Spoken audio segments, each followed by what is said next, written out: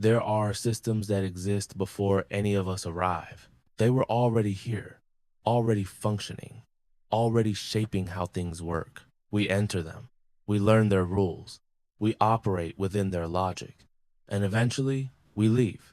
But the systems remain. This is true of many things: languages, laws, customs, institutions, and it is especially true of finance. The places where money moves at scale are not built in a single generation. They are not created by individual vision or sudden innovation.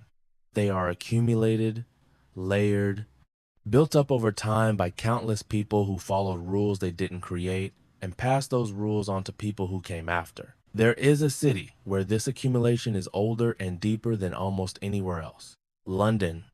Not the whole of London, not the sprawling metropolis that stretches for miles in every direction, but a specific part of it, a small area, barely a square mile, that has been the center of financial activity for centuries. The City of London. It has its own governance, its own traditions, its own logic. It operates within the larger city, but apart from it, following patterns established long before anyone alive today was born. This is not a place defined by any single person or any single era. It is defined by the system itself, by the accumulated weight of centuries of practice, precedent, and procedure. And that system is what makes London different. Not better, not worse, just different in a way that matters. When people talk about financial centers, they often focus on what happens there: the trading, the deals, the movement of capital. But beneath all of that activity is something less visible: a framework, a set of assumptions, a way of doing things that everyone understands without needing to be told. This is the system. It includes the formal rules, the laws, the regulations, the contracts that govern transactions. But it also includes the informal rules, the expectations, the unwritten understandings about how things are done, the knowledge that passes from generation to generation without ever being written down. In London, this system is very old, and its age is not a weakness. It is a source of strength. Because age means the system has been tested. It has survived crises. It has adapted to changes. It has proven over and over that it can handle whatever comes. This creates a particular kind of trust, not trust in any individual. Individuals come and go. They make mistakes. They act in their own interests. But trust in the system itself. Trust that the rules will be followed, that contracts will be honored, that disputes will be resolved fairly, that the framework will hold. This trust is not given freely. It is earned through repetition, through consistency, through the slow accumulation of evidence that the system works. And London has had centuries to accumulate that evidence. The legal foundations here are built on common law, a system where decisions are based not just on written statutes, but on precedent, on what has been decided before. This means the law evolves through practice, through cases, through the gradual accumulation of judgments that build upon each other. A contract dispute today might be resolved based on principles established 100 years ago, or 200. The past is always present, always relevant. This creates predictability. When you enter a transaction governed by English law, you can look back at centuries of cases to understand how similar situations were handled. You can anticipate outcomes, you can assess risks, and predictability in finance is enormously valuable. Capital doesn't like surprises. It doesn't like uncertainty. It seeks out places where the rules are clear and stable, where the framework is known. London offers that, not because its laws are simple. They're not. They're complex and nuanced and sometimes arcane, but they are consistent. They follow precedent. They respect the past while addressing the present.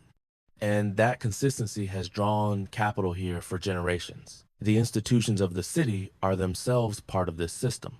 The banks, the insurance markets, the exchanges, the professional firms. Many of them have existed for a very long time, some for centuries. They have outlived countless individuals. They have survived wars and crises and transformations of every kind. And they carry within them the accumulated knowledge of all those years, the practices, the relationships, the understanding of how things work. A young person entering one of these institutions today inherits something, not just a job, but a way of doing things, a set of standards, an expectation of how to behave, how to think, how to make decisions. This is how systems perpetuate themselves, not through rules written on paper, but through people who absorb the system and pass it on. The senior people teach the junior people, not just skills, but judgment, but values, but the unwritten understanding of what matters and what doesn't. And then those junior people become senior, and they teach the next generation, and the system continues. This is why institutions matter. They are the vessels that carry the system forward through time. Any individual can leave, can retire, can die, but the institution remains, and the system within it remains. London is full of such institutions, old ones, new ones, all of them operating within the same broader framework, all of them carrying forward the same basic expectations about how business is conducted. There is a kind of professionalism that emerges from this. It is not flashy, it is not aggressive, it is measured, careful, attentive to detail.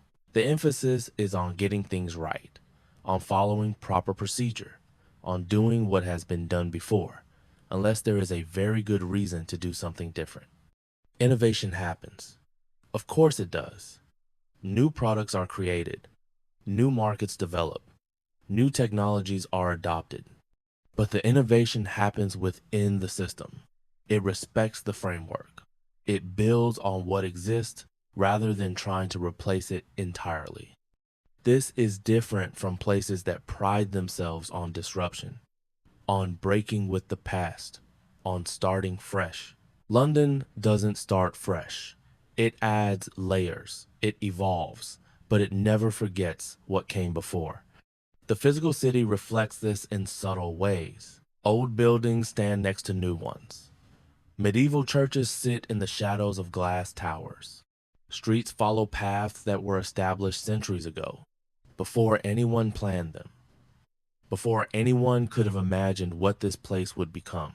There is no grand design, no master plan, just the accumulated result of countless decisions made over countless years. And somehow it works.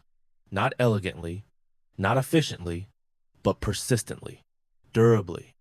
The system contains within it the ability to adapt. This is important because the world changes, markets change, regulations change. The nature of finance itself changes. A system that could not adapt would eventually fail. It would become irrelevant. It would be replaced by something more suited to the current reality. But London has adapted over and over. Through the decline of empire, through the rise of new financial centers, through technological transformations, through regulatory upheavals, each time the system changed. It incorporated new elements. It adjusted to new realities, but it maintained its core, its basic logic, its fundamental character. This is the mark of a resilient system, not rigidity, not permanence in every detail, but continuity in the things that matter most. The rules may change, the institutions may reorganize, the people may come from different places, speak different languages, bring different perspectives, but the system absorbs all of this. It incorporates it. It remains recognizably itself. There is something almost impersonal about this. The system doesn't care about any individual. It doesn't depend on any single person's brilliance or judgment or leadership. It is bigger than any of them. It was here before them. It will be here after. This might seem cold, inhuman, but is also liberating in a way, because it means the system can be trusted to continue. It is not fragile. It does not depend on things that are inherently unreliable. People are unreliable. They make mistakes, they have bad days, they act from emotion or self-interest. But systems, when they are well designed and well maintained, are more stable than that. They smooth out individual variation. They enforce standards. They create consistency across time and across people. London's financial system has achieved this. Not perfectly. Nothing is perfect. There have been failures, scandals, crises, but the system survived them. It learned from them. It adjusted, and it continued. The global position of London rests on this foundation. It is not just about time zones, though time zones help. London sits between Asia and America. The markets here are open when both are accessible. This is convenient, practical. It is not just about language, though English is the language of global finance. Documents are drafted in it, disputes are argued in it. The common tongue makes everything easier. It is not just about regulation, though the regulatory framework is familiar and respected. It provides comfort to those who operate within it. It is all of these things. But beneath them all is the system itself, the accumulated framework, the weight of history and practice and precedent. This is what cannot be easily replicated. You can build a new city. You can write new laws. You can establish new institutions. But you cannot create 300 years of case law overnight. You cannot generate centuries of institutional memory in a decade. You cannot manufacture the deep familiarity that comes from generations of practice. The system is not something that can be copied. It can only be grown, slowly, over time. And London has had that time. The people who work here are part of the system, but they are also, in some sense, servants of it. They maintain it, they operate it, they pass it on. The most successful among them understand this. They do not try to fight the system or transcend it. They work within it. They use its strengths, they respect its logic. And when they leave, others take their place. The work continues, the system endures. This is the nature of durable institutions. They make themselves larger than any individual. They create roles that can be filled by different people at different times. They ensure continuity even as everything else changes. London's financial system is not owned by anyone. It is not controlled by any single authority.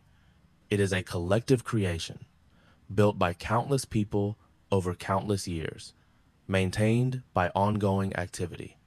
It exists because people continue to use it, continue to trust it, continue to operate within its logic. And they do, day after day, year after year. The trading floors open in the morning. The lawyers review their contracts. The bankers meet their clients.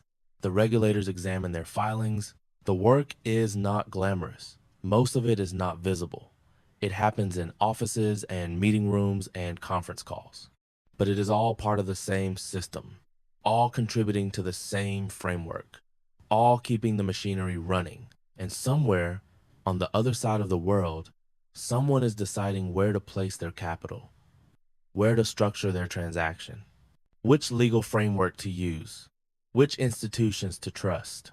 And often the answer is London, not because of any single advantage, but because of the system, the accumulated weight, the centuries of practice, the trust that has been earned through repetition. The morning arrives again.